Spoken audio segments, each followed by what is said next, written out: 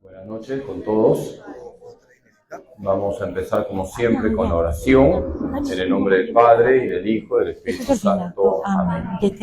Vamos a ponernos en la presencia de Dios, que el Señor nos ilumine y nos dé la fuerza del Espíritu Santo para anunciar siempre con gozo y alegría el Evangelio y sobre todo anunciar a todos que no hay nada más bonito que estar en misa, adorar a Jesús Eucaristía y que nuestra vida sea una verdadera Eucaristía, una alabanza a Dios. Pongamos esta charla en las manos de la Virgen. A ella le decimos: Dios te salve María, llena eres de gracia. El Señor es contigo. Bendita tú eres entre todas las mujeres y bendito es el fruto de tu vientre, Jesús.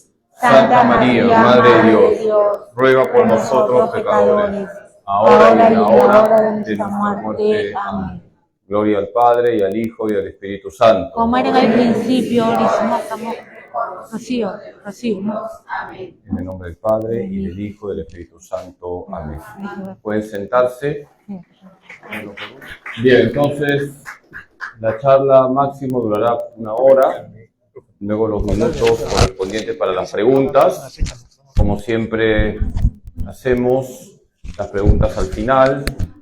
No tengan temor en hacer cualquier tipo de pregunta sobre el tema y no se queden con dudas. ¿De qué voy a hablar? De la espiritualidad eucarística. Y voy a ir remarcando en la pizarra algunas ideas. Vamos a tratar de hacer lo más concreto posible la exposición, lo más sencillo posible. Si alguien se duerme, que no ronque para que no despierte a los demás. Y quisiera empezar con una historia, algo muy bonito que ocurrió el año 304 después de Cristo. Ustedes saben que en los primeros siglos se perseguían a los cristianos y un emperador llamado Diocleciano dio una orden para que se prohibiese a los cristianos reunirse para celebrar la misa, y aquel que era encontrado iba a ser ejecutado. Pero los cristianos desobedecieron esa ley, porque no se puede obedecer una ley inmoral, y en un pueblito del norte de África, que se llama Abitinia, fueron encontrados los cristianos celebrando la misa. Eran 49, había mujeres, ancianos, niños, y fueron llevados a los tribunales, y cuando se les preguntó por qué se han reunido para celebrar su culto, si está prohibido, no saben que esto les va a costar la vida, uno de ellos respondió: nos hemos reunido, lo voy a decir en latín porque así lo dijo, luego traduzco, porque sine dominico non possumus, traduzco, sin la misa no podemos vivir. Sine dominico non possumus, sin la misa no podemos vivir. Y estos cristianos fueron martirizados, son los mártires de la Eucaristía. Ellos murieron porque amaban a Jesús Eucaristía. Y así también nosotros debemos estar dispuestos a dar nuestra vida por Jesús y a dar la vida por la Eucaristía, porque la Eucaristía no es algo, es alguien, es el mismo Jesús. Aquí el místico camarógrafo va a apagar su celular porque escucho mi voz como eco. Bien, gracias. Entonces, vamos a ir desarrollando este tema. ¿Qué tema? La espiritualidad eucarística.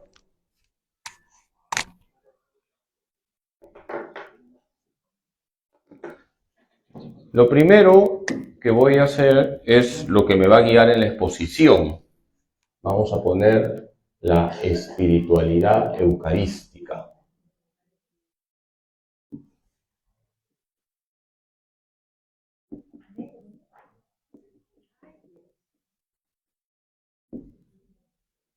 Entonces, la idea central es que la espiritualidad eucarística, vamos a poner acá,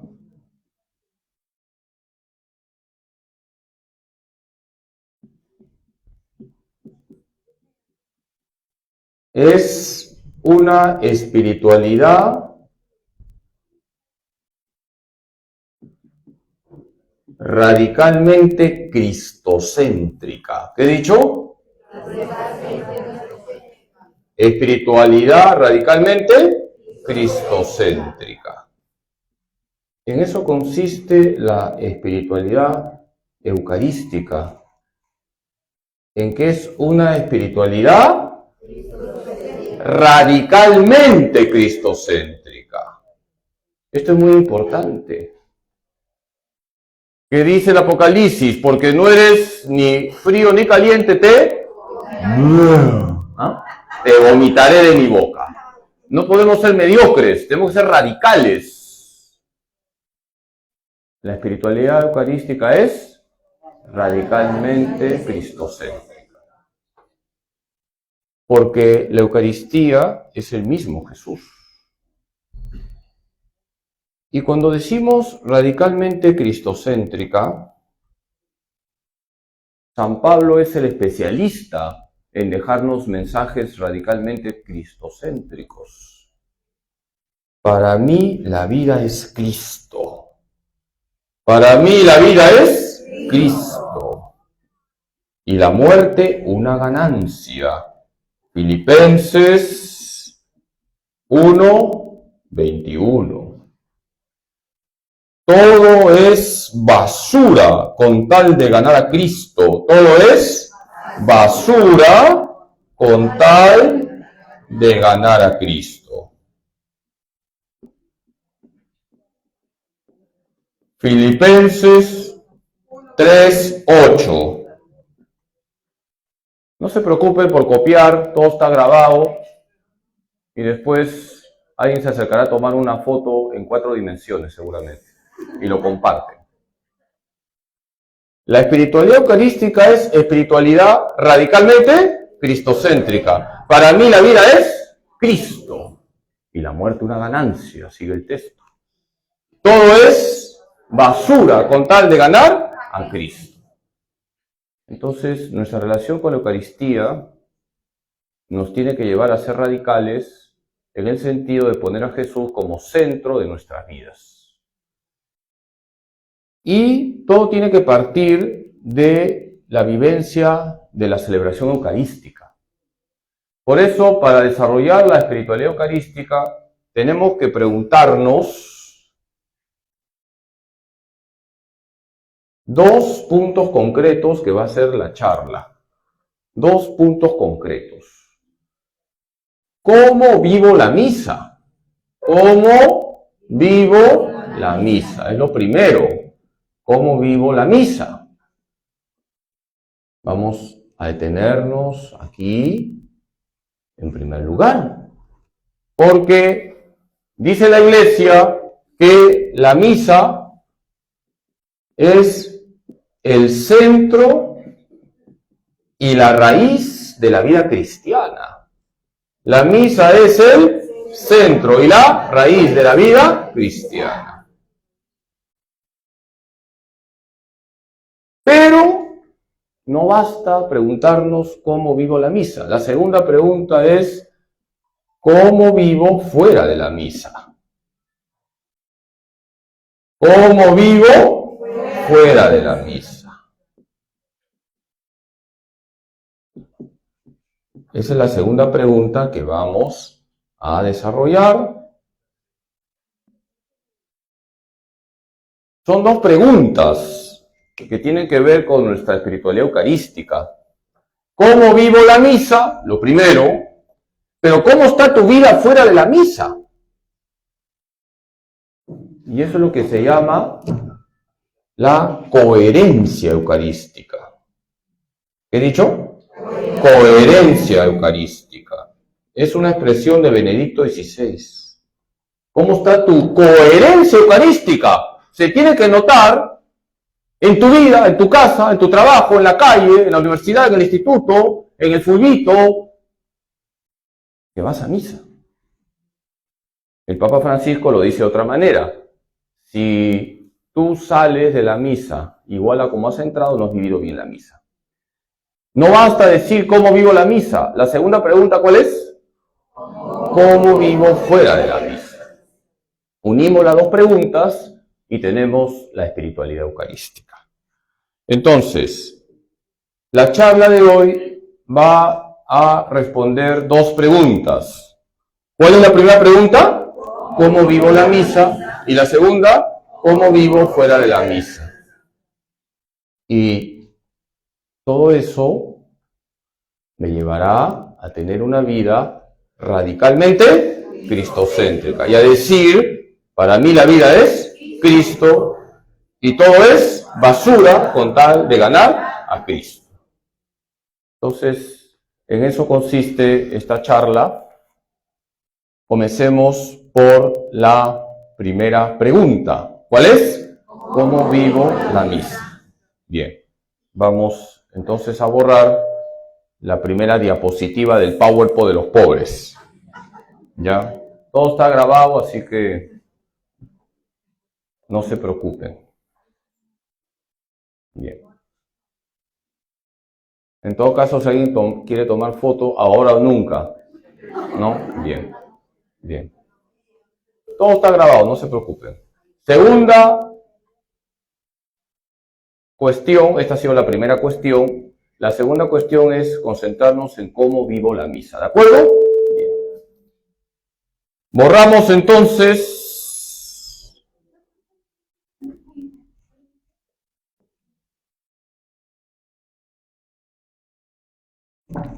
yo no voy aquí a inventar la pólvora. Todo lo que voy a decir seguramente ustedes ya lo han escuchado, pero es bueno que nos recuerden. Recordar es volver a vivir. Todo lo que yo voy a decir, seguramente ya ustedes lo han escuchado de alguna manera. Yo no voy aquí a descubrir a la cuarta persona de la Trinidad, porque solo son tres. ¿Ya? Así que yo no voy a decir novedades. Yo voy a enseñar lo que siempre ha enseñado la Iglesia. Entonces, ¿cómo vivo la misa? ¿Cómo vivo la misa? Para hablar de la vivencia de la misa, tenemos que señalar dos puntos concretos, ¿ya? La vivencia de la misa me lleva a dos puntos concretos que conviene recordar. Los fines de la misa, la Iglesia siempre ha enseñado con claridad cuáles son los fines de la misa. Y vamos a ponerlos ahora en un cuadrito para examinarnos los fines de la misa. ¿Para qué voy a misa? Los fines de la misa. Y el segundo punto, ¿cómo recibo a Jesús? ¿Cómo recibo a Jesús? Son dos puntos que tienen que ver con la vivencia de la Santa Misa. ¿De acuerdo? ¿Cuál es el primer punto? Los fines de la misa. Vamos a poner los fines de la misa, que son 4, para examinarnos. De repente me estoy quedando solo con uno. Y vamos a hablar de cómo se recibe a Jesús en la Santa Misa. En la Santa Misa hay dos mesas. La mesa de la palabra, y hay que alimentarse de la palabra de Dios, y la mesa del pan eucarístico. La mesa de la palabra y la mesa del pan eucarístico. Y hay que alimentarnos de la palabra y del pan eucarístico. Ese también es un punto muy importante para hablar de cómo estoy viviendo la Santa Misa. Entonces, la misa tiene valor infinito. Por eso, ¿cuántas veces les he dicho? No pregunten, padrecito, ¿cuánto cuesta la misa? No se pregunta eso, porque la misa no tiene un precio, lo que se da es un estipendio. El estipendio es una colaboración. La misa tiene valor infinito. Lo que se da es una colaboración. ¿Ya? La misa tiene valor infinito y todos los que participan en la misa reciben abundantes bendiciones, todos. Algunos podrán comulgar, como nos explicó muy bien ayer el profesor Quique, otros no, pero todos salen bendecidos, porque la misa tiene valor infinito. Y es bueno examinarnos cómo estamos viviendo la misa. Entonces, comencemos por los fines de la misa, ¿ya? Este esquemita me permite introducir tanto lo que son los fines de la misa como el tema de recibir a Jesús, ¿de acuerdo? Bien. Entonces vamos a concentrarnos en los fines de la misa, para eso vamos a hacer una tablita para que quede más claro. Como he dicho al inicio, si hay preguntas, al final, con mucho gusto, respondo todas sus preguntas, ¿ya? Vamos a borrar. ¿Ya? Bien, ¿cuántos son los fines de la misa, he dicho? 4. Vamos a ponerlos y vamos a explicar en qué consisten esos 4 fines de la misa. ¿Para qué voy a misa? Son 4 los fines de la misa. Y también preguntémonos cómo estamos recibiendo a Jesús. Jesús nos alimenta a través de su palabra y a través de su cuerpo y de su sangre. Hay 2 mesas en la Santa Misa. Bien, ahora sí, vamos a hacer una tablita poniendo los fines de la misa. Ustedes hacen más bonita la tabla, colores, con animación, muñequitos, etc. Entonces vamos a poner así.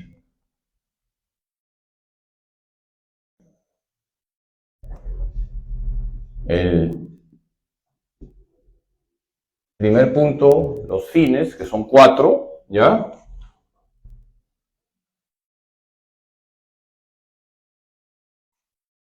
La explicación, porque voy a señalar unas palabras que pueden ser técnicas, teológicas, pero que si las traducimos, sí les van a ser familiares. Pero voy a poner la palabra teológica y luego la palabra traducida a un lenguaje más asequible. La explicación, un texto bíblico, porque siempre hay que leer, ¿cómo que Condorito? ¿Qué hay que leer? Muy bien. Y la exigencia de ese fin, y eso nos llevará a hacer examen de conciencia. ¿Cuántos fines tiene la misa? 4. El primer fin es el fin latréutico. No se asusten por las palabras que las voy a explicar. Latréutico. Latréutico. Latréutico. Explicación. Latría es adoración.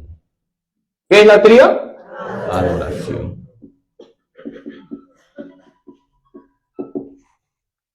Vamos a misa para adorar a Dios. Y en la consagración te pones de rodillas. Y si no puedes ponerte de rodillas, está claro que nadie te va a obligar, pues, ¿no? Si estás mal de salud. Pero si puedes ponerte de rodillas, te pones de rodillas, que es el gesto de adoración. Vamos a la misa a adorar a Dios. Adoramos la Eucaristía, porque en la Eucaristía, ¿quién está? Jesucristo nuestro Señor. Entonces, vamos a adorar a Dios. Adoramos a la Trinidad. En la misa se hace presente toda la Trinidad. La misa es opus trinitatis, se dice en latín, obra de la Trinidad. Vamos al Padre por el Hijo en el Espíritu Santo. Nosotros en la misa tenemos que ser como los ángeles que adoran a Dios. Isaías 6:3, los ángeles adoran a Dios y dicen, Santo, Santo, Santo es el Señor, Dios de los ejércitos. Así tenemos que estar en la misa, adorando a Dios. Vamos a misa a adorar a Dios. Entonces, aquí hay una exigencia. Pregunto, ¿adoro de verdad la Eucaristía?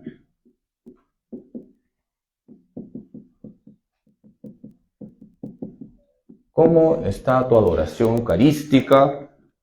En ese momento, la consagración, ¿estás adorando a Jesús? ¿Le estás diciendo a Jesús, Señor, creo en ti, te entrego mi ser, Te adoro con todo mi ser. ¿Qué es adorar? Adorar es el acto por el cual yo reconozco que nadie se compara a Dios, Dios es lo máximo. Eso es adorar. Y los católicos adoramos solo a Dios. Solo se adora a Dios. La latría solo es para Dios. ¿Qué pasa si yo adoro a una criatura, cometo un pecado que se llama idolatría? Y no podemos ser idólatras. No quiero criticar a nadie, pero por ahí alguien me dijo, padre, el viernes hay partido. ¿Y va a haber película? Claro. Oye, ¿tú eres idólatra del fútbol? ¿Qué tiene que haber partido? ¿Quieres ver tu partido? Anda a ver tu partido. No estoy criticando, ¿eh? A mí también me gusta el fútbol. Pero hay que poner las cosas en orden. Primero Dios, siempre Dios. Primero Dios.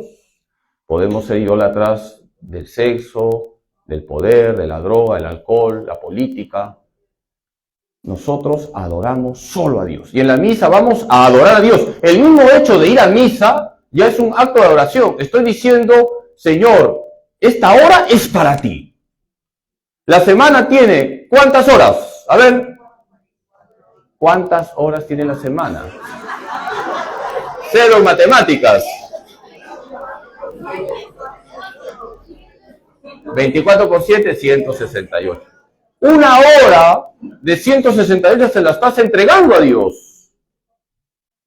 Por eso ir a misa muestra la primacía de Dios en tu vida.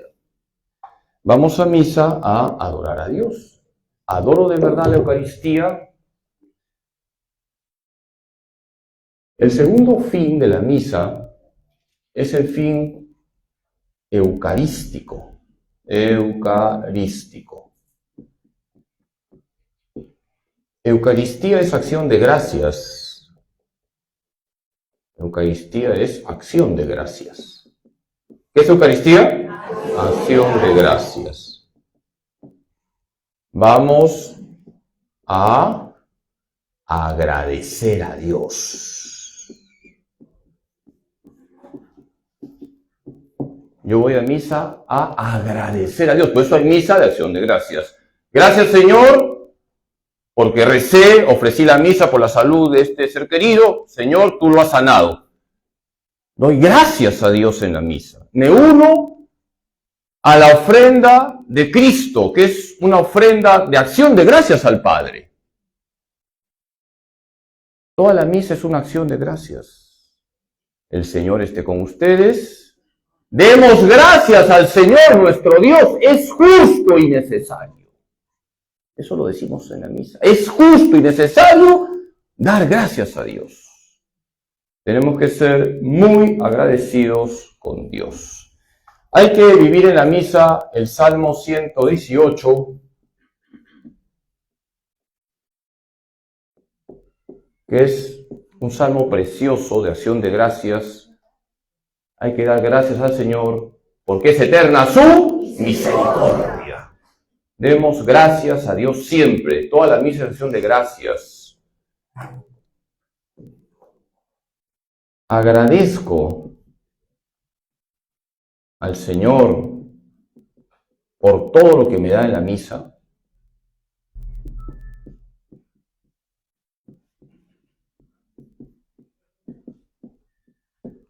También por las cruces. También hay que dar gracias a Dios por las cruces, ¿sabe? El Señor bendice con la cruz. Y esto no es masoquismo. La cruz purifica, la cruz nos tritura, la cruz hace que seamos ese grano que muere y da mucho fruto. Me acuerdo una vez cuando estaba de capellán en una clínica, fui a darle la unción a una persona que estaba sufriendo mucho, estaba su esposa al lado, y le dije a este señor, hijo, Jesús te acaricia con la cruz. Y la señora me dijo, sí, pero que no lo acaricie tanto. El Señor acaricia con la cruz. Siempre se me quedó grabada en la memoria esa frase de la señora, sí, Padre, pero que no lo acaricie tanto. También hay que dar gracias al Señor por las cruces, porque nos purifican. porque hacen que nuestra fe se vuelva más sólida.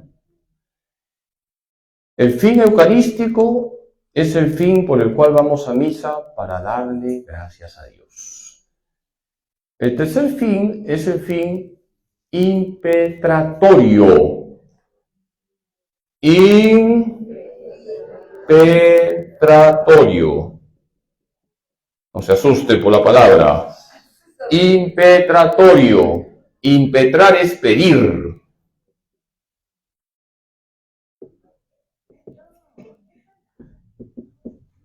Vamos a pedir al Señor,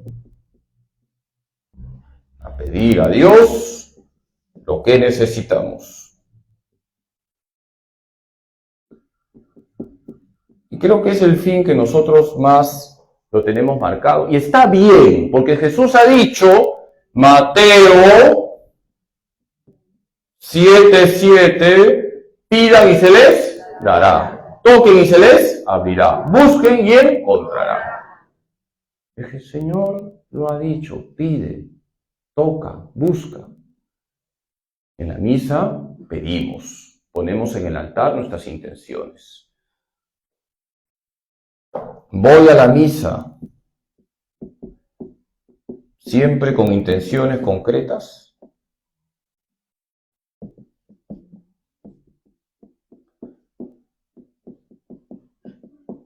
A veces ocurre, y a un sacerdote le da un poco de tristeza, que cuando hay misa particular viene alguien, padrecito, por favor, es la misa de mi mamita, está ahí, ¿pueden nombrarla? Hay que explicarle bonito, mira hijo, esta misa está tomada, yo tengo por justicia que nombrar a esta persona. Mira, es la misa de esta señora Cuchufleta que ha fallecido, la voy a nombrar a Cuchufleta, no voy a poder nombrar a tu mamita, pero tú, en tu corazón tienes esa intención, y esa es la intención que vale para ti. No es necesario que el padrecito nombre la intención, porque la intención que está en tu corazón es la intención de tu misa, porque tú estás participando en esa misa y tú también estás celebrando. Gracias a Dios ya tenemos aquí a las 7:30 las misas comunitarias, pero si por ahí algún día no es comunitaria y tenías esa intención, bueno, con toda paz, participas de la misa y la intención que está en tu corazón, esa intención la recibe Jesús y la lleva al Padre. Entonces, que quede claro que las intenciones que hay en la misa son las intenciones de cada uno de los que participan en la misa, aunque el sacerdote haya nombrado a Cuchufleta. ¿De acuerdo? Bien. El cuarto fin es el fin propiciatorio. ¿Qué he dicho? Propiciatorio. Fin propiciatorio. Propiciación es expiación. Propiciación es expiación. Vamos a misa a reparar por nuestros pecados. No hay nada que repare más que vivir la misa. Porque en la misa se actualiza el único sacrificio que salva, que es el sacrificio de Cristo en la cruz. ¿Quién ha realizado el único sacrificio que salva? Jesús, en la cruz, en el Calvario. Y ese sacrificio, no otro, se actualiza en la misa. Y nosotros nos unimos a ese sacrificio, nos unimos a quien ha expiado por todos nosotros. ¿Quién es el que ha expiado por todos nosotros? Jesucristo. Romanos 3:25.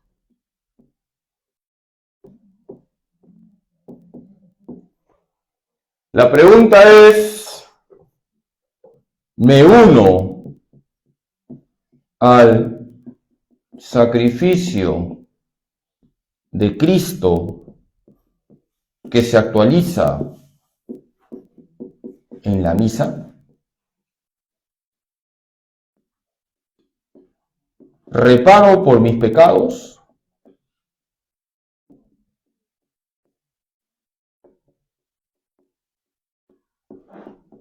Son preguntas que tenemos que hacernos para examinarnos sobre cómo estamos viviendo la Santa Misa, y esto se va a complementar con el segundo punto, que es recibir a Jesús. Yo voy a misa para adorar a Dios.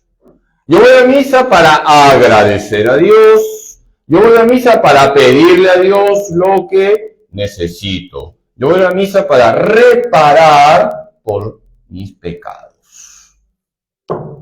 La Santa Misa tiene 4 fines. Primer fin, latréutico. Voy a misa para adorar a Dios. Segundo fin, eucarístico. Voy a misa para dar gracias a Dios. Tercer fin, impetratorio. Voy a misa para pedirle a Dios lo que necesito. Y el Señor nos ha dicho que tenemos que pedir siempre. Pidan y se les dará. Toquen y se les abrirá, busquen y encontrarán. Jesús habla mucho de pedir. Hay que hacerle caso al Señor, hay que ser pedilones. Ahora bien, muchas veces Jesús no te va a dar lo que tú le pides, pero siempre lo que necesitas, lo que te conviene. El Señor sabe más. Y 4, fin propiciatorio, porque en la misa se hace presente el sacrificio de Cristo, sacrificio realizado para expiar por todos los pecados del mundo. Cristo ha realizado el único sacrificio que salva, y tenemos que unirnos al sacrificio de Cristo y reparar por nuestros pecados, también por los pecados del mundo. Por eso es muy importante no perder de vista estos 4 fines. Toda la misa es importante. Toda la misa es importante. Y en toda la misa adoramos a Dios. En toda la misa damos gracias a Dios. En toda la misa estamos pidiendo, hay partes concretas donde pedimos, pero toda la misa es una petición a Dios, y toda la misa es un acto de reparación por nuestros pecados. Entonces, como les he dicho, esto tiene que complementarse con el otro punto, que es recibir a Cristo y examinarnos sobre nuestra relación con las 2 mesas que se dan en la celebración eucarística. ¿Cuáles son las 2 mesas? La mesa de la palabra y la mesa del pan eucarístico. Bien. Entonces, ahí está. Foto. Y luego borramos el PowerPoint. No se olviden, antes de que ustedes entren al templo, tienen que pensar: voy a ir a la misa para adorar a Dios, para agradecer a Dios, para pedir con fe lo que necesito y para reparar por mis pecados. Y toda la misa es importante. Toda la misa tiene valor infinito.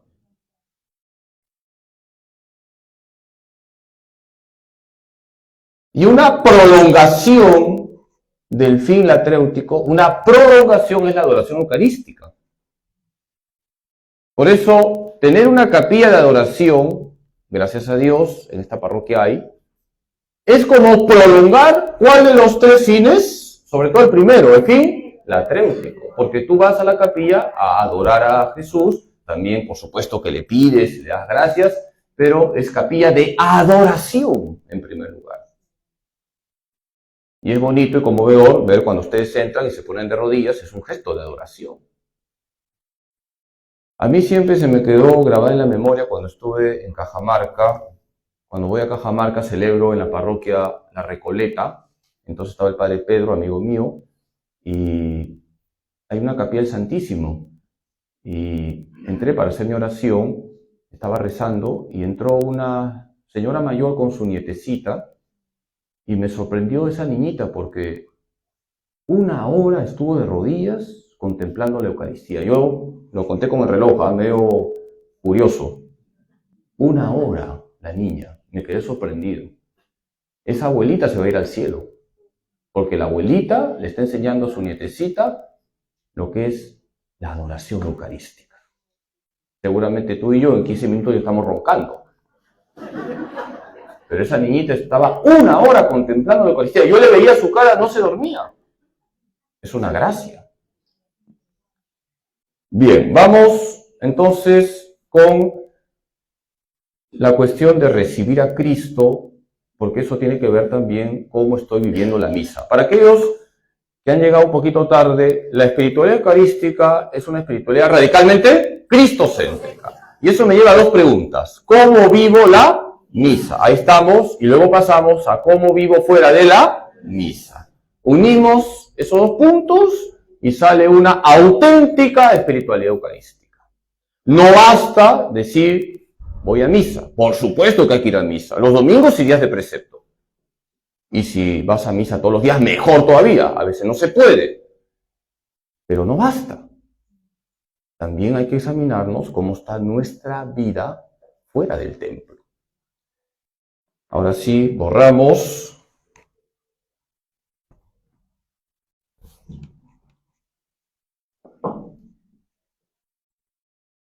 Vamos a concentrarnos ahora en la forma como estamos recibiendo a Jesús.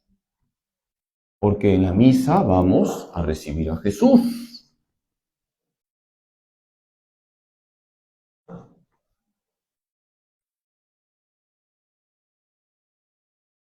Y para hablar de la forma como recibimos a Jesús, entonces tenemos que explicar las 2 mesas que se dan en la celebración eucarística. Está claro que la mesa más sagrada, porque la Eucaristía es lo máximo, es la mesa del pan eucarístico, pero también la mesa de la palabra nos alimenta y nos hace mucho bien. Entonces vamos a hacer una tablita, un Excel. Vamos a poner acá mesa. Aquí vamos a poner unos textos bíblicos para que luego ustedes con calma en sus casas los vean y se den cuenta que el Padre Carlos no me ha floreado. Y aquí la explicación.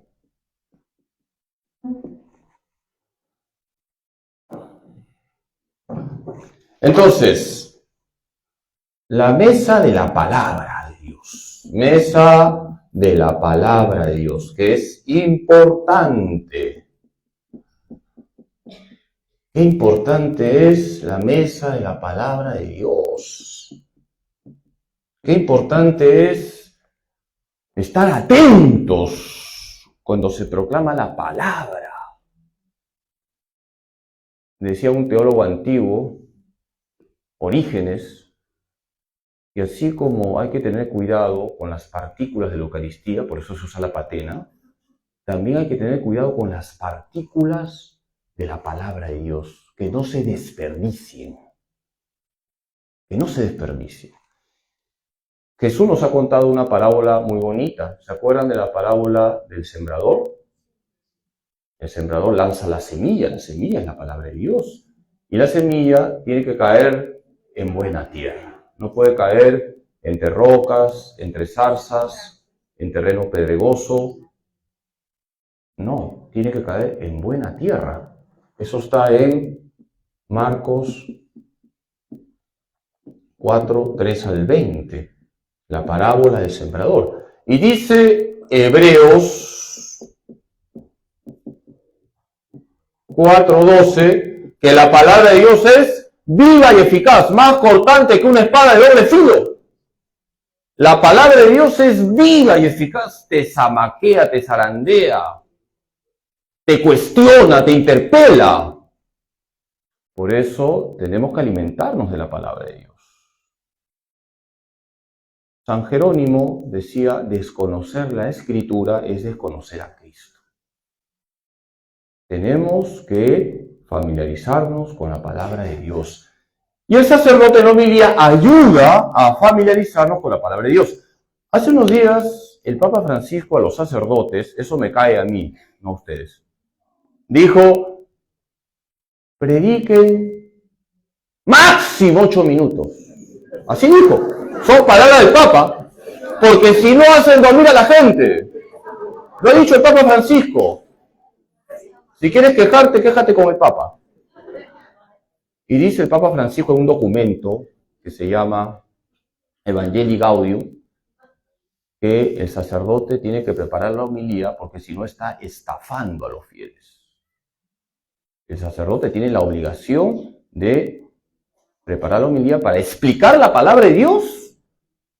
Y ustedes saben muy bien, se dan cuenta cuando un sacerdote no ha preparado, porque sale una homilía Tarzán porque se va por las ramas. O una homilía almohada, solo sirve para dormir. Y eso me lo aplico yo, por si acaso, ¿ah? No estoy criticando a otros sacerdotes, me lo aplico yo. Entonces, el sacerdote tiene la responsabilidad de meditar la palabra de Dios que se va a proclamar, llevarla a la oración y explicarla a los fieles. Porque el sacerdote tiene que ayudar a los fieles para que se alimenten con la palabra de Dios, que es viva y eficaz, más cortante que una espada de doble filo. Bien, entonces, con relación a la palabra de Dios, tenemos estos verbos. El verbo escuchar, hay que escuchar, hay que acoger, hay que profundizar y hay que practicar.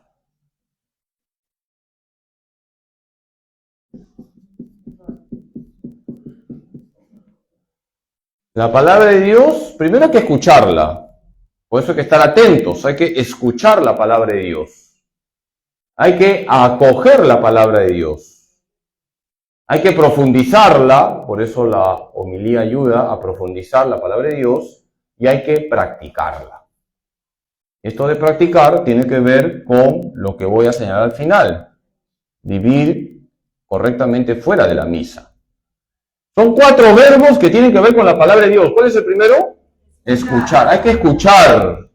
Y hoy en día no se escucha bien porque estamos metidos en un mundo lleno de bulla, de ruidos, de barullo, de estridencia.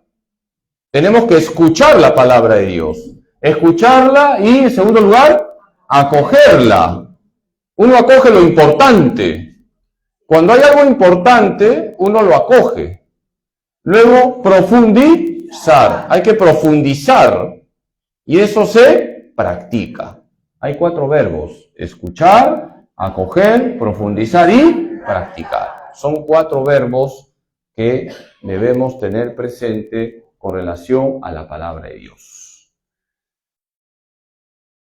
A ver, voy a hacer una pregunta. El domingo, ¿alguien se anima a decirme de qué trató el Evangelio? No me floreen.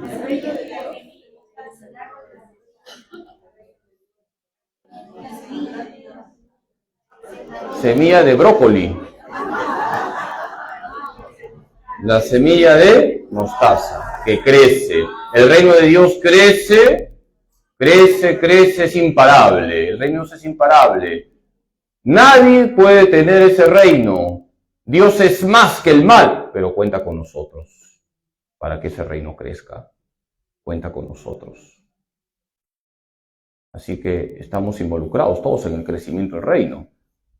El reino de Dios crece, pero crece también con nuestra colaboración. Ahí donde hay santidad, ahí está creciendo el reino de Dios.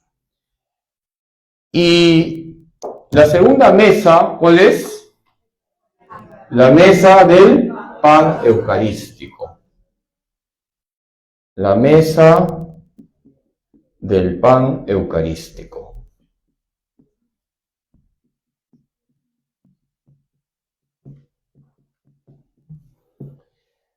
Podemos poner los textos de la institución, Mateo 26, 26 al 28, tomen y coman, esto es mi cuerpo, tomen y beban, esta es mi sangre. y Juan 6:54. Quien come mi carne y bebe mi sangre tiene vida eterna, y yo lo resucitaré en el último día. Jesús lo ha dicho. Jesús es nuestro alimento, su cuerpo, su sangre, su alma y su divinidad. Recibimos de verdad a Jesús. Decía un padre de la iglesia, además doctor de la iglesia, San Cirilo de Alejandría, que cuando comulgamos nos hacemos concorpóreos y consanguíneos con Cristo. Concorpóreos y consanguíneos con Cristo. De verdad recibimos al mismo Jesús. No recibes un signo, un símbolo. No, recibes al mismo Jesús. Y por eso tenemos que recibir correctamente la comunión.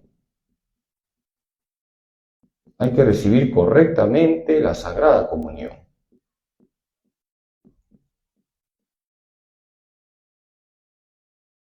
Nunca estará de más recordarlo.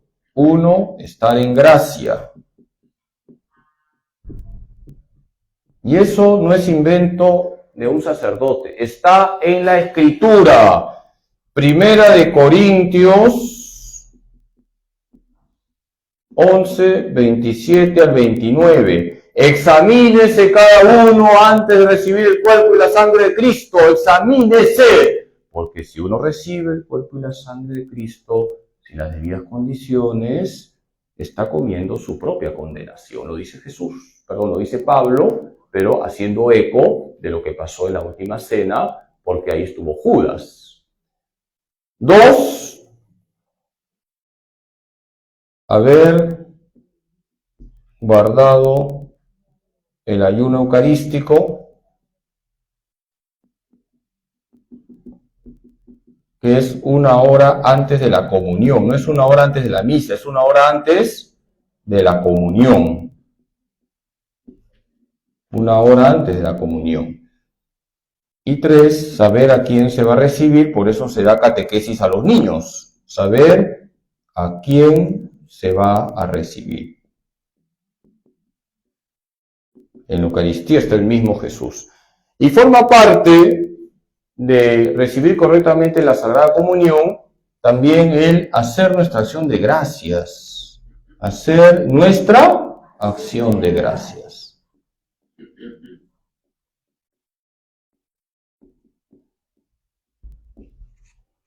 Entonces,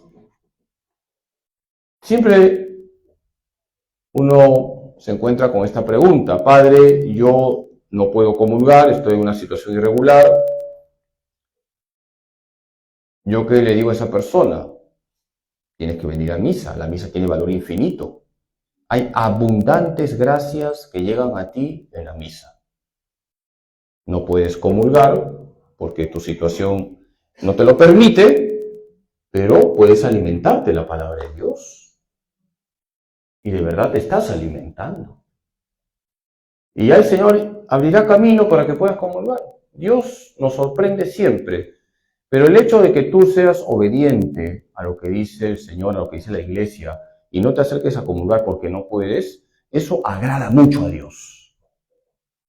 Y ya verás que el Señor abrirá camino para que en un momento determinado puedas comulgar. Repito, la misa tiene valor infinito. Y hay abundantes gracias en la misa. Y todos los que estamos en la misa, aquellos que pueden comulgar y aquellos que no pueden comulgar, reciben abundantes bendiciones. Y todos podemos alimentarnos de la palabra de Dios, que ya es bastante. La palabra de Dios trae luz para nuestro camino. La palabra de Dios también consuela, fortalece, anima. La palabra de Dios es espada de doble filo. Entonces, hagamos examen de conciencia. ¿Cómo es nuestra relación con la mesa de la palabra de Dios? ¿Cómo es nuestra relación con la mesa del pan eucarístico? Tenemos que alimentarnos de las dos mesas. Si no se puede alimentarse de la mesa del pan eucarístico, también la Iglesia te ofrece la comunión espiritual, que es válida. Es una forma de entrar en comunión con Jesús. Todos los que estamos en misa salimos bendecidos. El sacerdote bendice a todos. No dice, esto por si acaso solo para los que han comulgado. No, se bendice a todos. Y dice esas 4 palabras que algunos están esperando. Pueden ir en paz. Y de verdad, salimos en paz porque hemos tenido un encuentro con Jesús, cada uno en su situación concreta. Bien, entonces, hemos visto la misa, vivir bien la misa. ¿Cuántos son los fines de la misa? ¿Cuál es el primero? Latréutico. El segundo, eucarístico. El tercero, impetratorio. El cuarto, propiciatorio. Vamos a misa a adorar a Dios, vamos a misa a agradecer a Dios, vamos a misa a pedirle a Dios, vamos a misa a reparar por nuestros pecados. Vamos ahora, ya con la última parte de la charla, porque algunos ya están en la dormitatio, están en el descanso, en el espíritu, y eso que yo no soy carismático. Vamos a hacer una tabla con lo que significa vivir fuera de la misa. Vamos a poner las exigencias eucarísticas, lo que Benedicto XVI decía, la coherencia eucarística. ¿Qué expresión tan profunda? Coherencia eucarística. Por ejemplo, es totalmente incoherente lo que pasa en algunos países donde hay políticos abortistas, pero se acercan a comulgar. Eso está mal, están cometiendo un sacrilegio. Eso no es coherencia eucarística. Tiene que haber coherencia eucarística. Tú eres católico, tienes tu fe católica, tienes tu moral católica, tienes tu mente católica, tienes tu corazón católico. No somos católicos solamente cuando estamos en el templo, también fuera del templo, porque la fe no es un sombrero que tú te pones y te quitas. La fe marca tu vida. Entonces vamos a borrar y vamos ya con el último punto, y con eso, como decíamos en mis tiempos jóvenes, murió el payaso. Ahora ya no dicen los jóvenes eso. Ahora yo he tenido que aprender 2 palabras que en mi tiempo no se decían. La palabra tóxico y la palabra intenso. Yo he tenido que aprender esas 2 palabras en las confesiones. Padre, mi enamorada es tóxica. ¿Qué has dicho? Explícame. Ya me explica. Padre, mi enamorada es intensa. Explícame qué es eso. Ya, ahora ya sé qué significa. En mis tiempos, ¿aquí hay de base 5? Sí. ¿Se usaba eso? No, son palabras nuevas. Pero bueno, hay que acomodarnos al lenguaje del tiempo.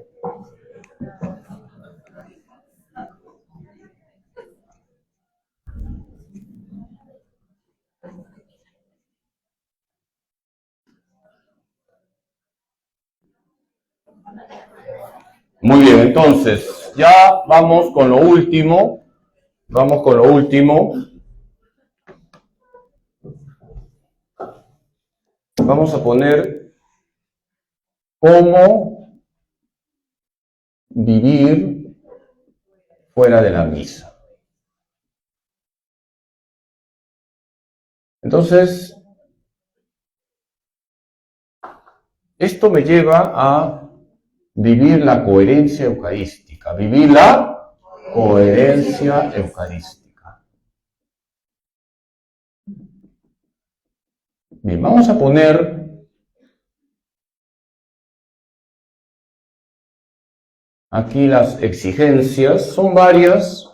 Voy a señalar solo algunas, apoyándome también en lo que han dicho los santos, que han sido los que nos han dado modelo, ejemplo de ese amor apasionado a la Eucaristía. Vamos a poner las exigencias de la fe eucarística. Como siempre, vamos a poner un texto bíblico.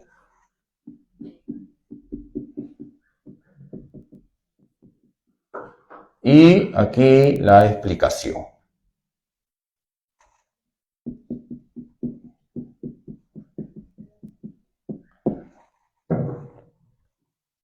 La primera exigencia y eso lo han dicho mucho los santos, es ser misericordioso. Uno, ser misericordioso.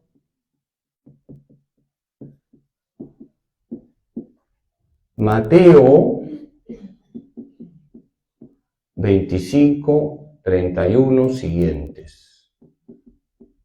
Vengan benditos de mi Padre, porque cuando tuve hambre me dieron de comer.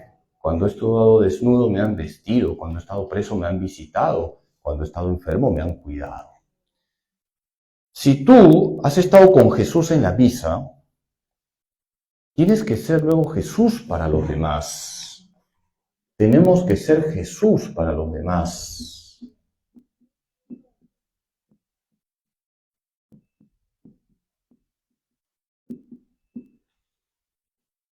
Quien se encuentre conmigo, que se encuentre con Jesús. Tenemos que ser Jesús para los demás. Dice el Catecismo de la Iglesia Católica que recibir la Eucaristía es un impulso para la caridad. San Juan Crisóstomo es considerado el mejor predicador que ha tenido la Iglesia, obispo, padre de la Iglesia, doctor de la Iglesia. Y él decía lo siguiente: me parece bien que te preocupes de que los manteles del altar sean bonitos y de que haya flores en el altar. Me parece bien. Pero más deberías preocuparte de ese mendigo que está en la puerta de la iglesia y está desnudo. Porque el mismo que dijo, tomen y coman, esto es mi cuerpo. Tomen y beban, esta es mi sangre. Ese mismo dijo, he estado desnudo y no me has vestido. Eso lo dijo San Juan Crisóstomo. Y lo dijo bien. Si tú vienes a misa, terminada la misa, sé Jesús para los demás. Sería una gran incoherencia que estés en misa, termina la misa, sales de misa y le haces la bronca a la primera persona con la que te encuentras. Y a todos nos puede pasar, a mí también a los sacerdotes. Así que hagamos examen de conciencia. ¿Cuál es la primera exigencia? Ser misericordiosos. Se tiene que notar que hemos estado en misa porque somos personas misericordiosas. Pero hay más exigencias. 2. Ser laborioso. Ahorita explico qué significa eso. Dice Primera de Corintios 10:31. Ya coman, ya beban, ya hagan algo, háganlo todo para la gloria de Dios. Tenemos que hacer bien nuestros deberes. Todos tenemos deberes, todos. Y tu altar, luego de la misa, es tu trabajo. En la misa hay un altar. Por eso es importante considerar la centralidad del altar en la misa. El sacerdote hace, ven al altar, besa el altar. ¿El altar a quién representa en la misa? A Jesucristo. Termina la misa y tú tienes tu altar. Si eres taxista, tu taxi. Si eres ama de casa, tu cocina. Si eres profesor, tu pizarra. Si eres policía, tu cachiporra. ¿Se entiende cachiporra? Era lo que se daba antes. ¿Ves? Ya el lenguaje ha cambiado. Todos tenemos deberes. Todos tenemos deberes. Si trabajas en una oficina, tu pupitre donde trabajas. Entonces tenemos que santificar nuestro trabajo.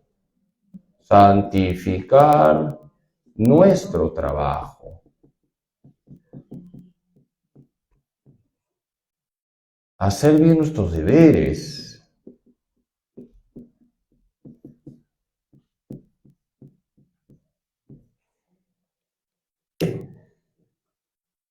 Las monjitas de clausura, por si acaso, no están todo el día rezando. También trabaja, tienen el huerto, hacen chocolates, tejas, costura. Tamales, dice la hermana acá. Las hermanas trabajan. La ociosidad camina tan lentamente que todos los vicios la alcanzan. Coherencia eucarística es ser laboriosos. Tienes que responderle a Dios con tu trabajo, con tus deberes. Haz bien tus deberes. Es lo que se llama la misa existencial. Sería una gran incoherencia que una persona viene a misa y luego es una persona flojonaza. ¿Dónde está? ¿Qué testimonio está dando? Tenemos que santificarnos con nuestros deberes. Decía San José María, santifica tu trabajo, santifícate con tu trabajo, santifica a los demás con el trabajo. Haz bien tus deberes, ofrécelos a Dios. Que se note que es una persona de misa. Ser laboriosos es muy importante. Sigamos.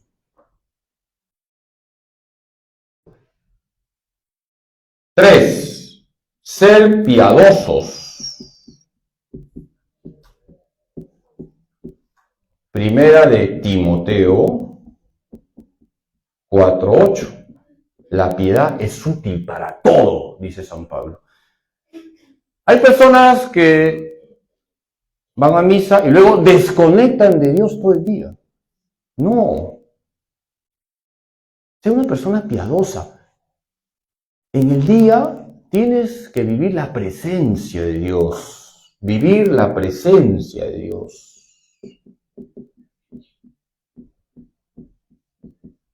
Tener un tiempo para la oración.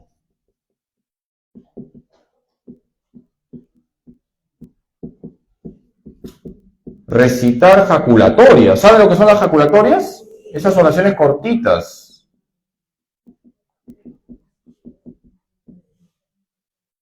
Llena todo el día de la presencia de Dios. Estás trabajando, haz bien tu trabajo, pero siéntete visto por Dios. Y ofrece tu trabajo a Dios. Y en el día ten un momento para conversar con el Señor, para rezar el rosario, para decir jaculatorias. Todo eso no se opone a que hagas bien tu trabajo. Tenemos que ser personas piadosas. Y si puedes, si se puede, entra un ratito a la capilla del Santísimo que está más cerca de tu casa o de tu lugar de trabajo. Tenemos que ser personas piadosas. La piedad es útil para todo, dice San Pablo. Está en 1 Timoteo 4:8. Ser piadosos. Vamos. 4. Ser penitentes. Que no significa que te tienes que flagelar, ni que tienes que sentarte sobre clavos. No, ser penitentes, ¿qué significa? Mateo 16:24. El que quiera ser mi discípulo, que se niegue a sí mismo, que tome su cruz y que me siga. En el día te vas a encontrar con cruces. ¿Qué haces con las cruces? ¿Las rechazas? No, las asumes y las pones en la cruz de Cristo. Tenemos que amar el sacrificio. Y ofrecerle al Señor lo que más nos cuesta. Y ese ofrecimiento es por amor, es un ofrecimiento por amor. A lo largo del día hay muchas cosas que nos cuestan. El mismo hecho de levantarse a la hora establecida nos cuesta. Levantarse temprano cuesta. Pero es un acto de amor que yo hago. Eso es ser penitente. En el día tenemos ocasiones para ofrecerle al Señor lo que más nos cuesta. De repente, ese día te han puesto un plato de comida que no te gusta. Te lo comes, te lo ofreces al Señor. Con gusto te comes el ceviche de lagartija que te han puesto y el seco de gato que te han puesto y se lo ofreces al Señor. No pasa nada. No pasa nada. Tenemos que vivir esa coherencia eucarística también, mostrando nuestro amor al sacrificio. Seguir a Cristo implica abrazar la cruz, y eso no significa ser personas tristes. Por eso vamos al 5. Ser alegres. Filipenses 4:4. Estén alegres en el Señor, se lo repito, estén alegres. Lo dice San Pablo, estén alegres en el Señor, se lo repito, estén alegres.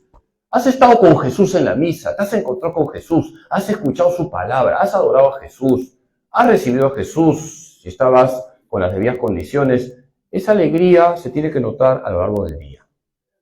Tenemos que ser personas que viven la alegría sobrenatural. Vivir la alegría sobrenatural.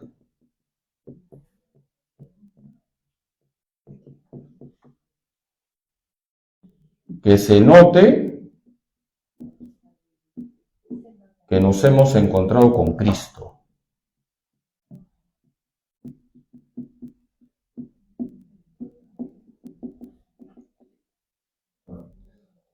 Es verdad que puede ser que tengamos una cara de seriedad, en mi caso, así es de fábrica. Muchos me han dicho, en mis 20 años de sacerdote, padre, en serio, ¿está enojado conmigo? No, esa es mi cara. Esa es mi cara, ¿qué voy a hacer? Ya es de fábrica. Pero en todo caso, asumo el comentario y trataré de esforzarme por tener cara de Pascua y no cara de Cuaresma. Pero hay que mostrar con nuestro rostro que somos de Cristo. Ahora, es claro que también cuando un sacerdote está escuchando problemas, miserias, tragedias de la gente, no va a estar carcajeándose cuando, por ejemplo, sale de la oficina o sale del confesionario. Pero sí se tiene que notar una paz interior y no enojarnos por cualquier cosa y mostrar nuestra alegría sobrenatural, porque pase lo que pase, Jesús siempre está con nosotros. Por eso vivamos esa alegría sobrenatural, que es muy importante. Tenemos 6 que ser apostólicos. Ser apostólicos. Primera de Corintios 9:16. ¿Has estado en misa? ¿Has saboreado lo bonito que es estar con Jesús? ¿Has gozado en la misa? Transmite eso. Haz apostolado. Tenemos que hacer apostolado.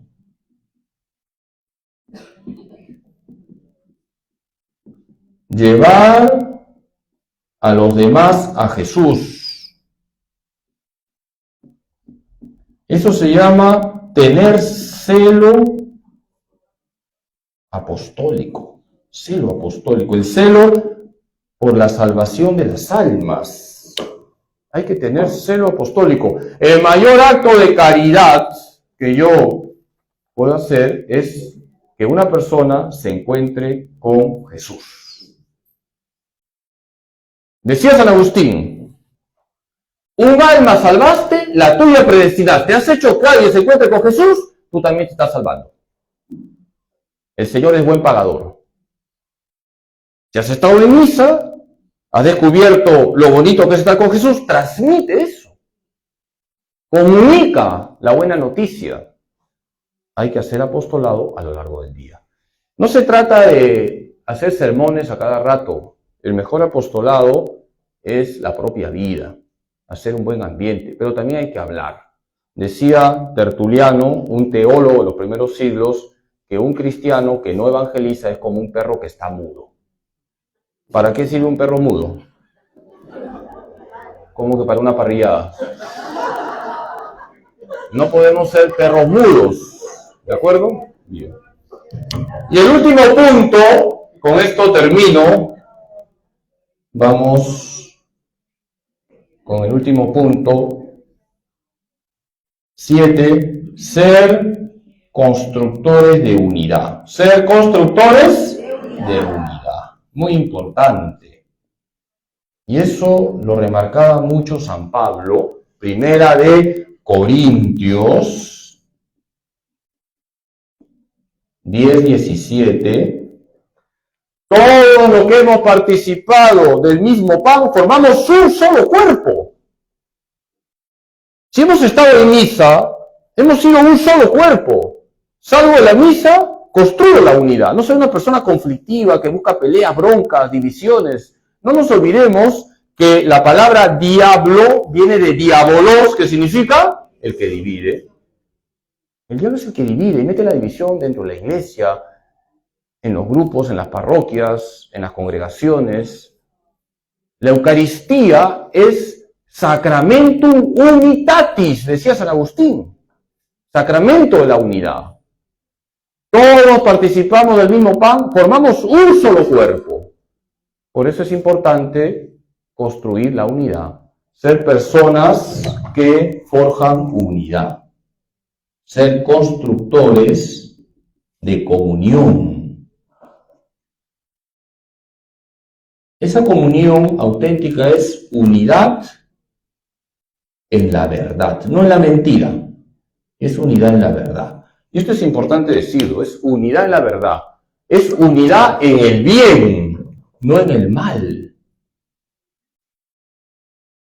Unidad en el bien. Cuando hay unidad en el mal, ya no hay comunión, hay mafia. Debemos construir la unidad, unidad en la verdad, unidad en el bien. Ser constructores de unidad. Es una exigencia de la Eucaristía. Y tenemos que ayudarnos todos a ser una verdadera comunidad, rezando los unos por los otros, corrigiéndonos con caridad, aconsejándonos, tratándonos con cariño. Hay una serie de actitudes que construyen la unidad. Si nosotros vivimos estas 7 exigencias, solo he puesto 7 porque no quiero aburrirlos más, vamos a hacer lo que pide San Pablo que seamos, y que es la última cita que voy a colocar, Romanos 12:1. Sean hostias vivas, hostias santas, hostias agradables a Dios. San Pablo dice, sean hostias vivas, hostias santas, hostias agradables a Dios. Hostia es ofrenda. Tu vida tiene que ser una ofrenda agradable a Dios si vives bien la misa. Entonces, si tú vives bien la misa, de la Santa Misa, brotarán las fuerzas para ser misericordiosos, ser laboriosos, ser piadosos, ser penitentes, ser alegres, ser apostólicos y ser constructores de unidad. San Juan Pablo II escribió una encíclica muy buena, que se llama Ecclesia de Eucaristía. Está en latín, traduzco, la Iglesia vive de la Eucaristía. Y al final presentó a la Virgen como la mujer eucarística. Y decía San Juan Pablo II, María es la primera que te guía a la Eucaristía y la primera que te va a ayudar a que tu vida sea radicalmente eucarística. Amén. Amén. Muy bien, pues ahora las preguntas. A ver, el teólogo de Magdalena que venga para acá porque tienen que escucharte. Sé claro, hermano.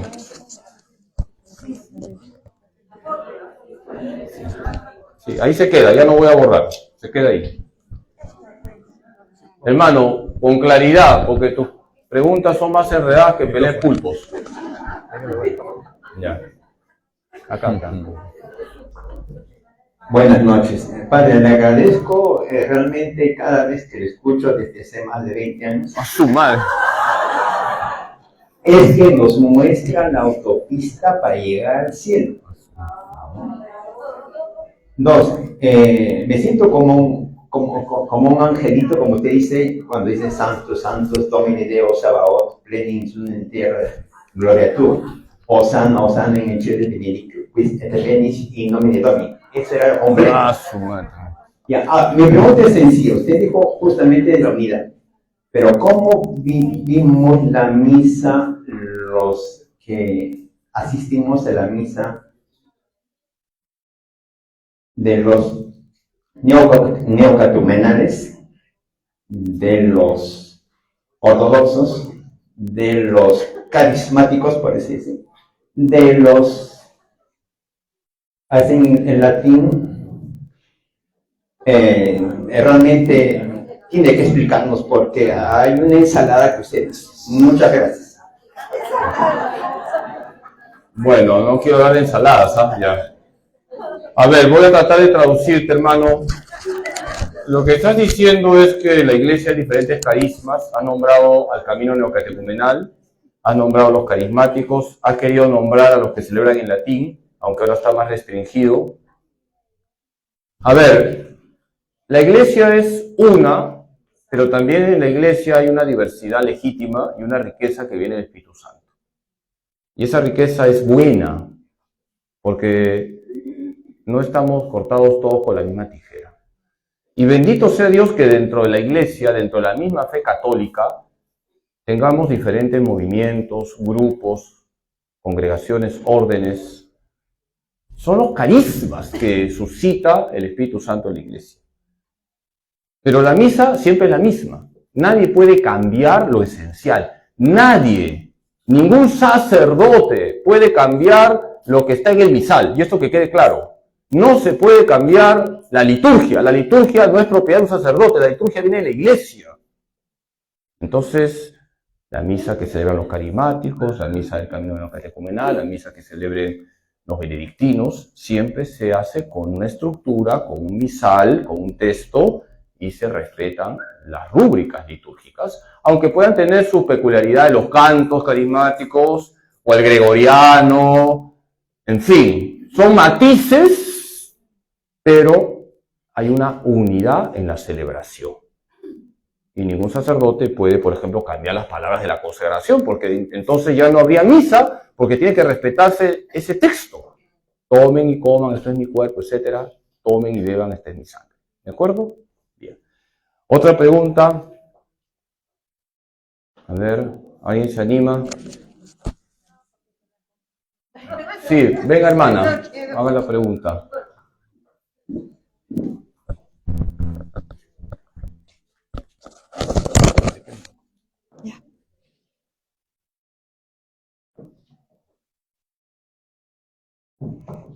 Buenas noches, padre. Bueno. Muchas gracias por la charla. Nos ha ayudado mucho. Por lo menos me ha ayudado mucho a mí. Mi pregunta es con respecto a las cruces. Porque yo antes tenía entendido que las cruces eran solamente aquello que padecemos a causa de Jesús. O sea, si nos humillan porque somos católicos, qué sé yo, practicantes, si nos humillan o se burlan de nosotros o lo que sea, es una cosa que sufrimos a causa de Jesús. Pero si me da una apendicitis y me voy al hospital y me tienen que operar y tengo que estar en cama, eso es algo que no tiene nada que ver con Jesús y por lo tanto, no sé si considerarlo una cruz o no. Ya, hija, te voy a responder con lo que dijo San Juan Pablo II. Ustedes saben que dispararon contra él, ¿no es cierto? 13 de mayo de 1981. Y él escribió luego un documento que se llama Salvifici Doloris, donde señaló justo su pregunta. La enfermedad es una cruz. El dolor es una cruz. Una frustración es una cruz.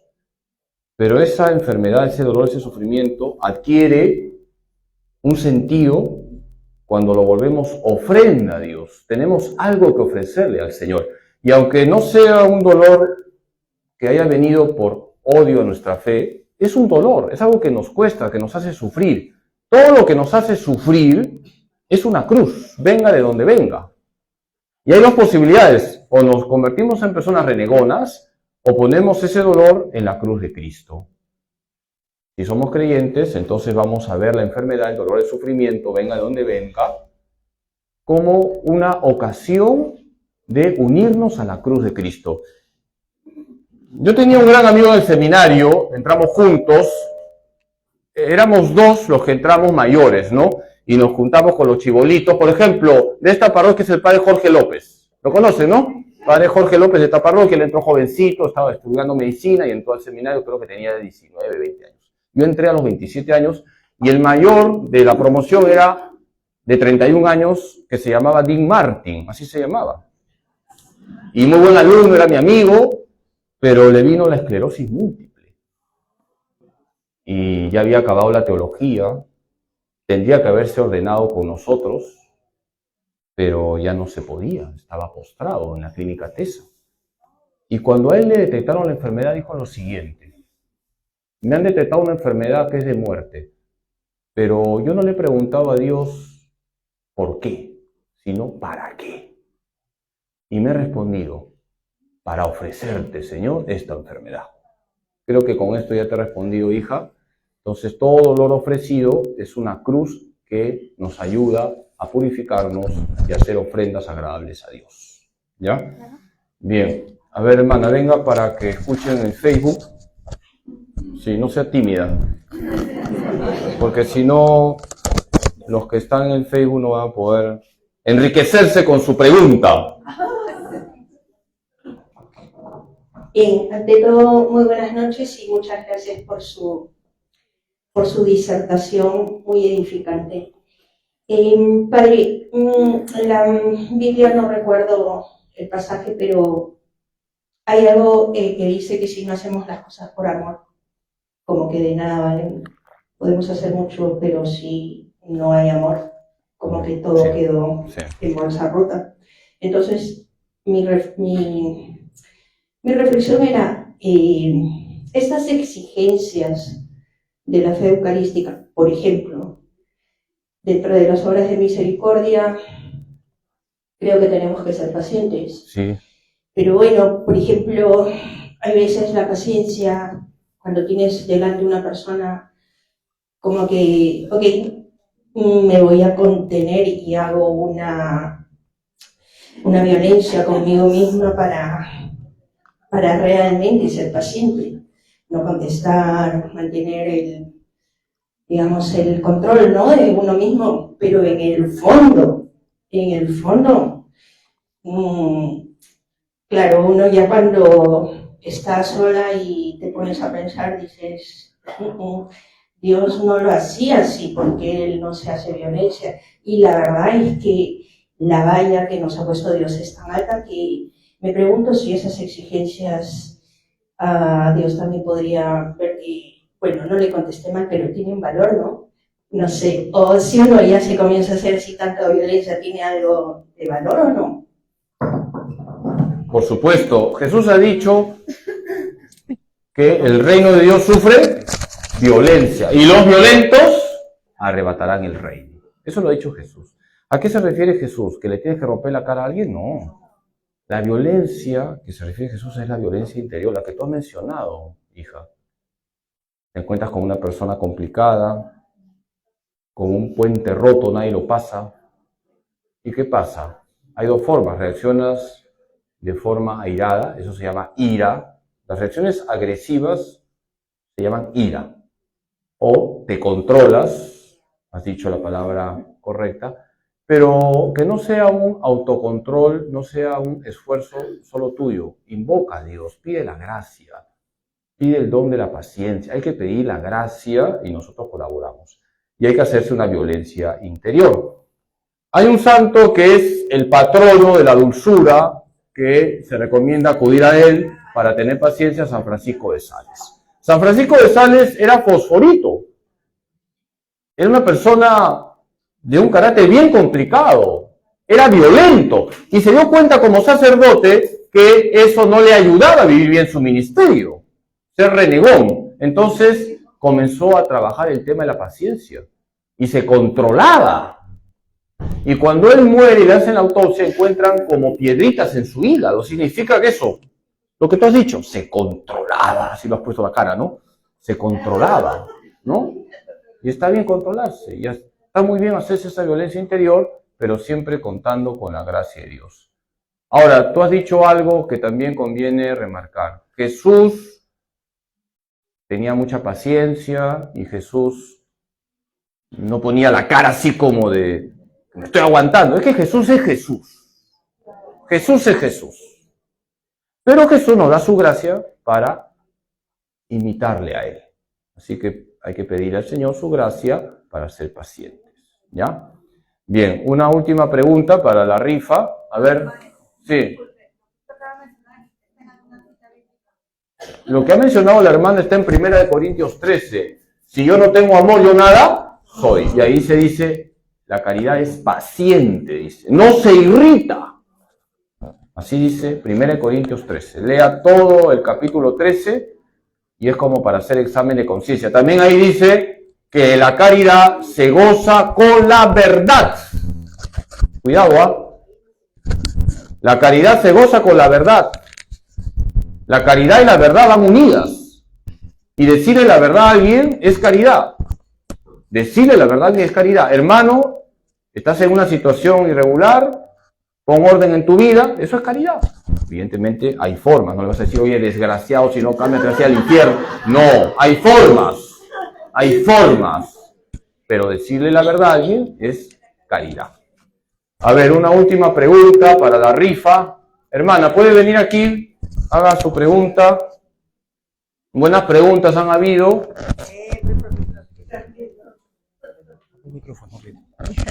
Hermana, va a ser seguro una pregunta muy profunda. Por acá, hermana, el micro, o alcáncele. Sí. No, acá está. No, para que escuchen. Alcáncele. Ya, sí. Muy bien. Padre, el otro día preguntaron en qué momento empezaba la misa.